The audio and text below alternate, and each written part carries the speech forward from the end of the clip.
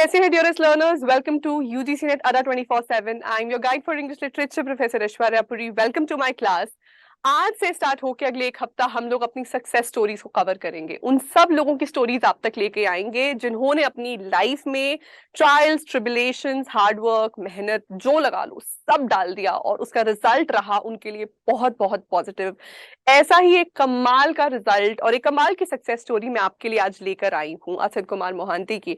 इन्होंने जो है पिछले 2 नेट के अटेम्प्ट दिए थे जिसमें ये कुछ कुछ रेशो से जो है एग्जाम को क्वालिफाई करने में रह गए थे, लेकिन इस बार with his guidance and direction from Adda 24/7 हमारी क्लासेस ज्वाइन करने के बाद से इनका अपने बिल्कुल ही नेक्स्ट अटेम्प्ट में नेट क्या जेआरएफ भी क्वालिफाई हुआ 99+ परसेंटाइल लेके। Asit, welcome to our session. कैसे हैं आप?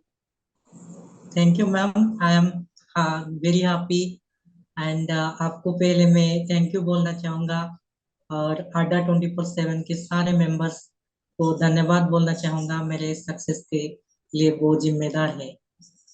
अरे अरे नहीं, मैं हमेशा एक बात हम कहते ही हैं, आपसे पर्सनली भी मैंने आपको शायद बोली होगी ये बात और हमेशा ही मैं ये बात बोलती हूँ। रिजल्ट कभी किसी टीचर का नहीं होता। We are only here to show you direction, to give you guidance. Result ultimately आपका ही है, ये आप ही की मेहनत है जो इसमें एक रोल प्ले करती है। सबसे पहले तो मुझे ये बताइए आपका एजुकेशनल बैकग्राउंड क्या है? जी, मैंने तो एक रूरल बैकग्राउंड से बिलोंग करता हूँ, जहाँ पे हमारा उड़िया मीडियम के एक स्कूल थे। वहाँ पे मैं पढ़ाई कर रहा था। वो मेरे मदर और फादर दोनों टीचर्स हैं। और मैं मेरा मदर का जो स्कूल था उसी स्कूल में मैंने मेरा पढ़ाई शुरू किया था। वो एक उड़िया मीडियम का स्कूल था। बाद में मैं हाई स्कूल ज्वाइन किया, जो कि हमारा गांव के पास में ही था। और फिर मैंने रेवेंसा यूनिवर्सिटी से बैचलर्स की इंग्लिश ऑनर्स में। वहाँ पे मुझे इंग्लिश का जो लिटरेचर के लिए जो टेस्ट होता है, लिटरेचर का जो एक स्ट्रॉन्ग बैकग्राउंड होता है, एक स्ट्रॉन्ग फाउंडेशन होता है, वो मुझे रेवेंसा के प्रोफेसर से मिली है। और वहाँ पे भी मैं पोस्ट ग्रेजुएशन किया। फिलहाल मैं महाराजा श्री रामचंद्र भंजदेव यूनिवर्सिटी बारिपदा में इंटीग्रेटेड एमएड कर रहा हूँ। वंडरफुल, मतलब यू आर अ स्कॉलर। तो ये बताइए कि लिटरेचर में चलो आपका इंटरेस्ट जो है एग्जाम्स के ड्यूरिंग जो है आया, टीचिंग में पर से आपका इंटरेस्ट कैसे आया? वैसे I can understand, even my parents are teachers, so मेरे अंदर भी वो टीचिंग का कीड़ा कहीं ना कहीं वहीं से आया है। तो आपके भी क्या पेरेंट्स इंस्पिरेशनल थे आपके लिए while choosing this career for yourself? Yes ma'am. मैंने तो जब भी बड़ा हुआ, बचपन से ही मैंने पेरेंट्स को देखा हूँ। वो लोग टीचर्स हैं, वो पढ़ाते हैं बच्चों को। घर पे भी बच्चे आते हैं पढ़ने के लिए और स्कूल पे भी पढ़ाते हैं। तो मेरे अंदर वो जो पढ़ाने के लिए जो जिल था वो वहाँ से ही शुरू हुआ था। और बहुत सारे टीचर्स मुझे इंस्पायर किए थे। जैसे कि मैं बताना चाहूँगा कुछ टीचर्स का नाम। प्रोफेसर हरिबंधु सतपथी, प्रोफेसर भागवत नाथ, जो कि रेवेंसा यूनिवर्सिटी के टीचर्स हैं। वो मुझे काफी इंस्पायर किए थे। उनका लेक्चर्स सुन के मुझे भी मन था कि उनका तरह बनना है, असिस्टेंट प्रोफेसर बनना है, कुछ अच्छा स्टूडेंट्स बनाना है। राइट। आपके फर्स्ट 2 अटेम्प्ट्स जो हैं वो मतलब अनसक्सेसफुल अटेम्प्ट गए थे। मैं आई वोंट से फेलियर, आई से अनसक्सेसफुल अटेम्प्ट्स गए थे। तो वो किस किस ईयर के आपके अटेम्प्ट्स थे और आपको क्या लगता है उसमें आपने ऐसी क्या गलती की थी जो आपका एग्जाम तब क्वालिफाई नहीं हो पाया था? मेरा पहला अटेम्प्ट था 2021 में, जो कि कोविड का टाइम में था। और मैं पोस्ट ग्रेजुएशन में ही था। सो उस वक्त मैंने कुछ भी नहीं पढ़ा था। वैसा ही एक जो एक्सपीरियंस के लिए बच्चे जाते हैं पोस्ट ग्रेजुएशन का, बस नेट क्या होता है, नेट कैसा होता है, एक बार दे देते हैं तो देखा पता चल जाएगा, वैसे ही मैंने गया था।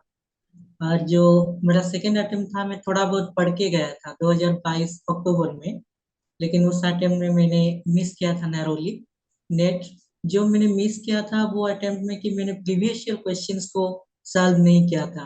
मैं सिर्फ स्कॉलरली बुक्स और कुछ बुक्स जैसे कि डॉक्टर प्रेम शंकर पांडे सर की world literature in your feast, theories and criticism on your lives, उस वक्त आपकी बुक्स नहीं आई थी मार्केट में। आपकी बुक्स हमारा एग्जाम के बाद में आया है। तो मैंने वही बुक से पढ़ाई कर रहा था, लेकिन मैंने प्रीवियस ईयर क्वेश्चंस को सॉल्व नहीं किया था, इसीलिए मेरा नेट नहीं हो पाया था।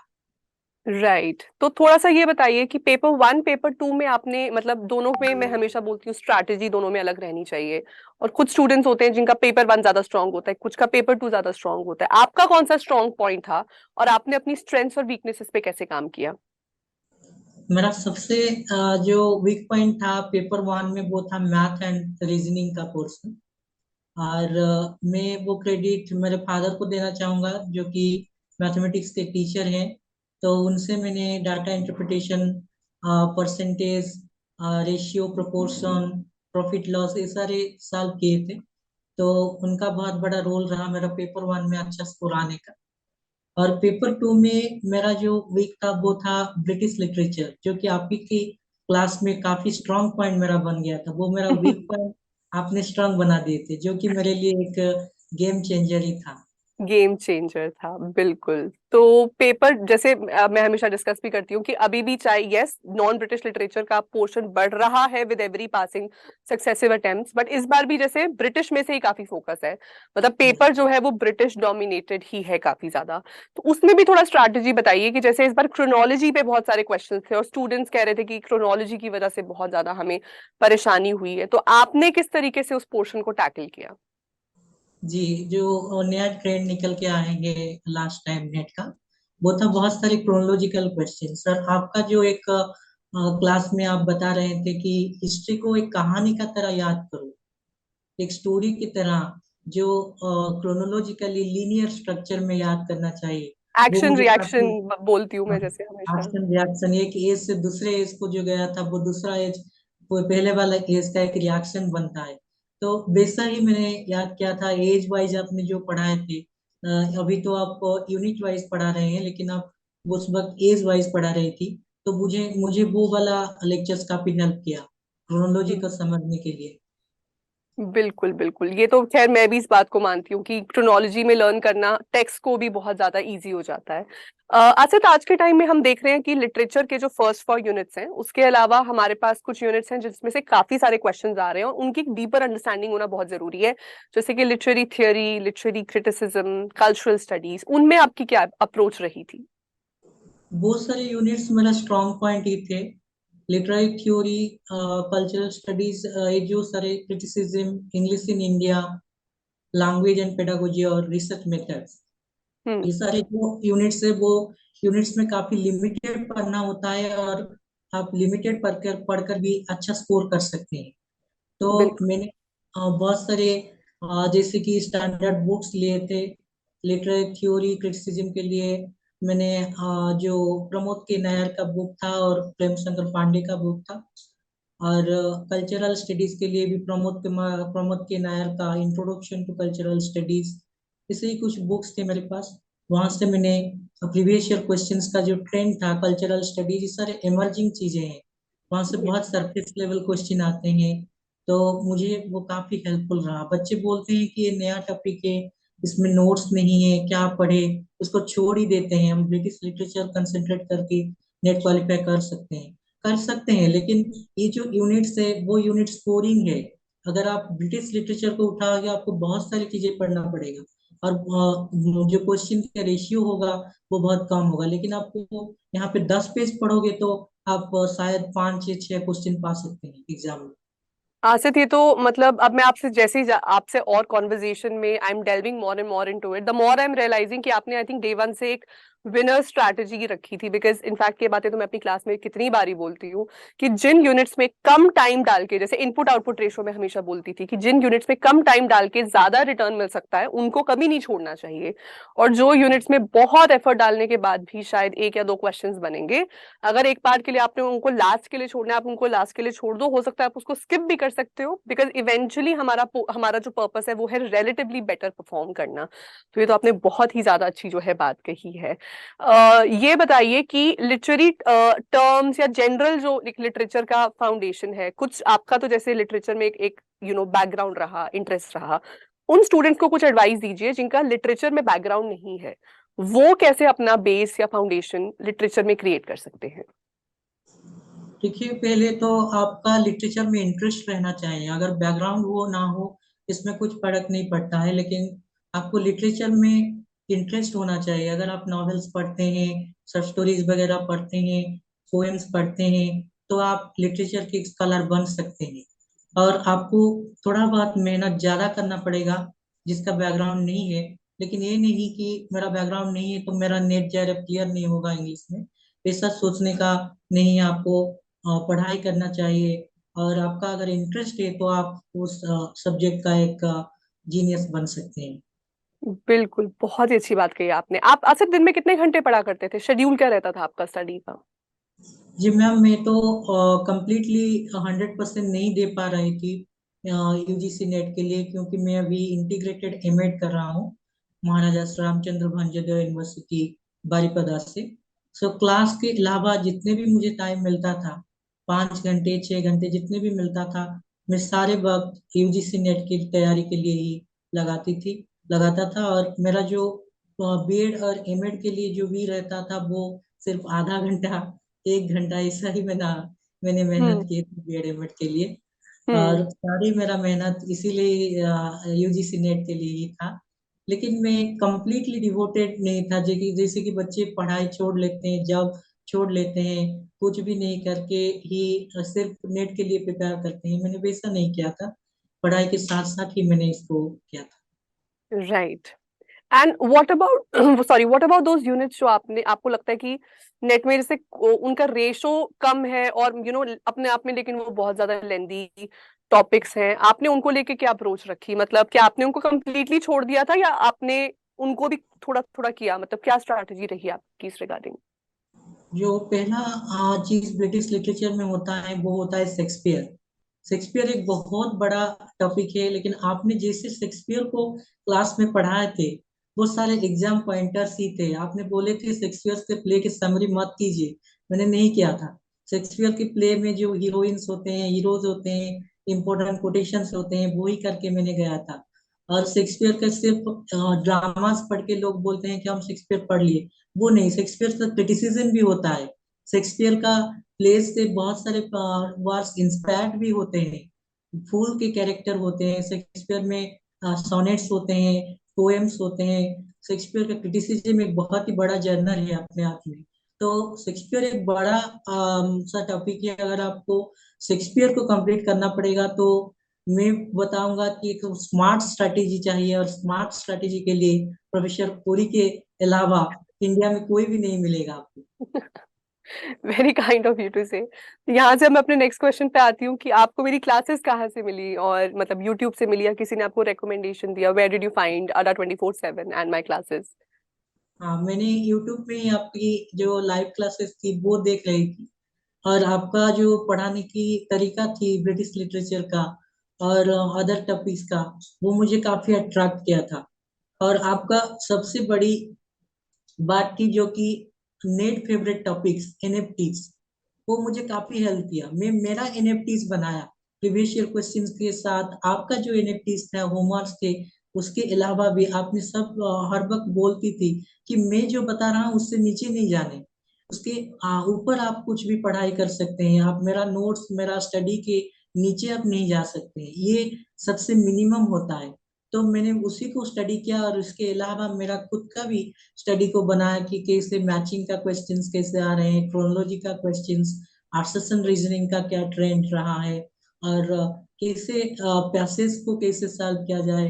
तो इसीलिए मैंने पैटर्न का भी एनएफटीज बनाया था। जैसे कि इस बार सबसे ज्यादा क्रोनोलॉजी के क्वेश्चंस थे, वो एक एनएफटी पैटर्न है। सो आपका एनएफटी टॉपिक्स और मैंने जो बनाया था भी एनएफटी पैटर्न्स टॉपिक, वो मुझे काफी हेल्प किया।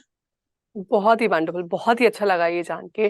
तो क्लासेस में आपको मतलब जैसे, एक हमेशा ऐसा होता है, मेरा यही मानना है कि अनसक्सेसफुल अटेम्प्ट्स वो तब तक जायज हैं जब तक आप उनसे एक लेसन लर्न कर रहे हैं। The day you stop learning your lesson from them, that is the moment they actually become a failure attempt for you. So आपके अनसक्सेसफुल अटेम्प्ट्स को अगर आप कंपेयर करो अपने सक्सेसफुल अटेम्प्ट्स के साथ, तो आप क्या कह सकते हो कि इस बार आपने मे बी ऐसा क्या डिफरेंट किया था, या मेरी क्लासेस में आपने ऐसे क्या इनसाइट्स ली जो आपको लगा कि आपको अनसक्सेसफुल अटेम्प्ट से एक सक्सेसफुल अटेम्प्ट की तरफ लेकर गई? जी, मैं भी ये बात बता दिया था कि प्रीवियस ईयर क्वेश्चन पेपर्स और एनएफटीज, आपका जो एनएफटीज था वो एक गेम चेंजर था। और मैंने लास्ट 2 अटेम्प्ट में कोई यूट्यूब से मैंने एक सुना था कि प्रीवियस ईयर से क्वेश्चन रिपीट नहीं होते, तो मैंने क्या किया कि प्रीवियस ईयर क्वेश्चन को छोड़ ही दिया, क्योंकि प्रीवियस ईयर से तो क्वेश्चन आएगा नहीं, तो मैं क्यों प्रीवियस ईयर क्वेश्चंस को करूं, इसे सोच के मैंने छोड़ लिया था। लेकिन जब मैं थोड़ा बहुत प्रीवियस ईयर क्वेश्चंस के बारे में पढ़ा, तो मुझे लगा कि कुछ क्वेश्चंस तो रिपीट नहीं होता है, लेकिन उसका कंसेप्ट रिपीट होता है, राइटर रिपीट होता है, वर्ड्स रिपीट होता है। वो जो पैटर्न है, अगर आप नेट का क्वेश्चन का पैटर्न को समझ सकते हो कि कहाँ से क्वेश्चन ज्यादा आ रहा है, किस राइटर को फोकस कर रहा है। नेट का सिलेबस अगर आप पढ़ने लगोगे तो आपको 5 साल लग जाएगा, 2 साल 3 साल लग जाएगा, लेकिन नेट क्लियर नहीं होगा। लेकिन बिल्कुल प्रीवियस ईयर के ट्रेंड को और पैटर्न को समझ जाओगे तो आप फास्ट अटेम्प्ट में भी क्लियर कर सकते हो, कोई इम्पॉसिबल बात नहीं है। बिल्कुल सही बात है। जितने भी हमारे फ्यूचर कैंडिडेट्स इस वक्त ये वीडियो को देख रहे हैं, उनके लिए आप क्या रिकमेंडेशन देना चाहेंगे कि अपनी स्ट्रैटेजी में कोई 3 चीजें जो वो अडॉप्ट कर लें, जो उनको पहले ही अटेम्प्ट में जेआरएफ क्लियर करवा दे? मैं तो पहला बताना चाहूंगा कि आपके अंदर लिटरेचर के लिए इंटरेस्ट रहना चाहिए। अगर आपके में अंदर इंटरेस्ट नहीं है लिटरेचर के लिए, कोई दूसरी चीज के लिए है, तो आप you are not, NET for English is not your cup of tea, छोड़ लीजिए और जो भी चीज में इंटरेस्ट है वहां जाइए। सेकेंड चीज मैं बताना चाहूंगा कि लेस नोट्स मोर रिवीजन, कम नोट्स रखिए। ऐसा नहीं कि मुझे 2 दर्जन बुक से 50 बुक से ऐसा नहीं पढ़ना है, 5 बुक से भी पढ़िए, 2 बुक से भी पढ़िए, लेकिन उसको रिपीटेडली रिवाइज करते रहिए।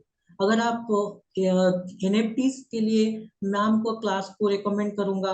मैम का यूट्यूब क्लासेस, फ्री क्लासेस भी आप देख सकते हैं, अगर आपको चाहिए तो पेड भी ले सकते हैं। उनकी जो एनएफटीज उसको समझिए और प्रीवियस ईयर क्वेश्चंस को एनालाइज करिए। वैसे ही नहीं कि इसका आंसर ए हुआ उसका आंसर सी हुआ, वैसे प्रीवियस ईयर क्वेश्चन सॉल्व नहीं किया जा सकता है। इसका आंसर ए हुआ, ए के बारे में पढ़िए। बी क्यों नहीं हुआ, बी के बारे में भी पढ़िए। सी जो रॉन्ग रहा उसके बारे में पढ़िए, और डी जो रॉन्ग रहा उसके बारे में भी पढ़िए। हो सकता है वो नेक्स्ट टाइम डी के बारे में पूछ सकते हैं या फिर सी के बारे में पूछ सकते हैं। बहुत ही कमाल की बात, बहुत ही अच्छी बात आपने ऐसे हमारे साथ ये शेयर की है। और अब आगे फ्यूचर के क्या प्लान्स हैं आपके? आप क्या करना चाहते हैं आगे? What are your plans? मेरा जो फ्यूचर का प्लान है कि मैं पीएचडी करना चाहता हूँ, और मैं असिस्टेंट प्रोफेसर बनना चाहता हूँ, जो कि मेरा हमेशा एक गोल रहा है।